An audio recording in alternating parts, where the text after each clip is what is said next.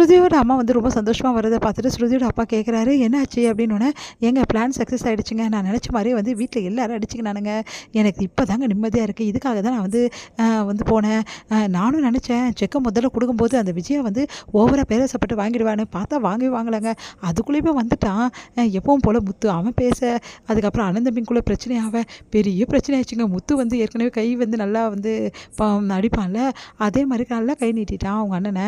அவனும் அடி வாங்கிட்டான். ஒரே பிரச்சனை ஆயிடுச்சு. எனக்கு சந்தோஷமாயிடுச்சு. கூடி சீக்கிரம் அந்த குடும்பம் பிரிச்சுன்னு ஓடுதா இல்லையா மட்டும் பாருங்கள் அப்படின்னா, நீ சொன்னதெல்லாம் நடந்தா சரி அப்படின்னு சொல்லிட்டு அவர் சொல்கிறாரு.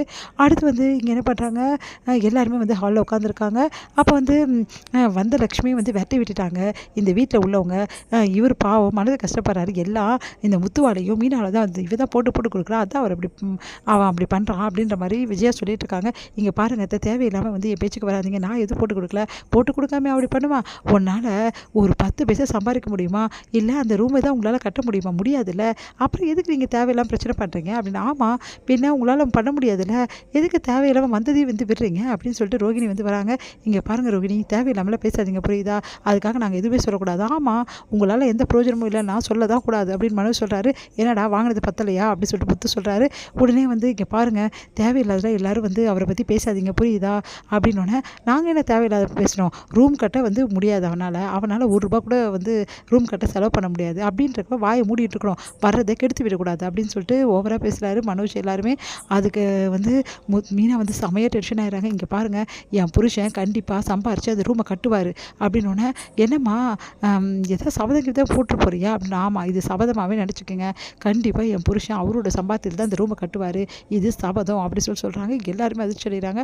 அப்படியே சபதத்தை நிறைவேற்றிடுவான் அப்படின்னோடனே, நிறைவேற்றுறாடா இல்லையான்னு பார்க்கலாம் அப்படின்னோடனே, ஐயோ இவளே இப்படி பண்ணிட்டாலே, 2வது சபதமும் போட்டாலே, முதல் சபதத்தையே நான் ஒன்றும் நிறைவேற்றலை, என்ன பண்ணுறதுன்னு தெரியல இவளை அப்படின்னு சொல்லிட்டு உடனே வந்து முத்து வந்து மீனா கிட்டே போகிறாரு.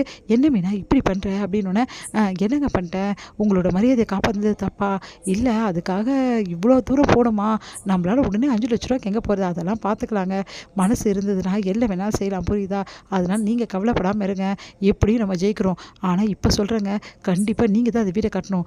என்ன மீனா சொல்கிறேன், நிஜமான என்னால் கட்ட முடியுமா? கட்ட முடியுங்க, நான் சொல்கிறேன்ல அப்படின்னோடனே, சரி கட்ட முடியும், வீடும் கட்ட முடியும், பொண்டாட்டியும் கட்ட முடியும் அப்படின்னு சொல்லிட்டு கட்டி பிடிச்சிக்கிறாங்க. 2 பேருமே சந்தோஷமாக அப்படியே வந்து வெக்கப்படுறாங்க மீனா. அடுத்து வந்து இது எல்லாத்தையுமே வந்து அப்படியே பார்க்குறாங்க ரோகிணி. பார்த்துட்டு இங்கே ரொமான்ஸா அப்படின்னு சொல்லிட்டு அப்படியே பார்த்து டென்ஷன் ஆகுறாங்க. எப்போ பார்த்தாலும் இவனால வேலை சுற்றிட்டு இருக்காங்க. இங்கே பாரு இப்படி ரொமான்ஸ் அப்படி எப்படி இருக்காங்க பாரு 2 பேரும் அப்படின்னு சொல்லிட்டு பார்த்து வயிறு எரியுது ரோகிணிக்கு.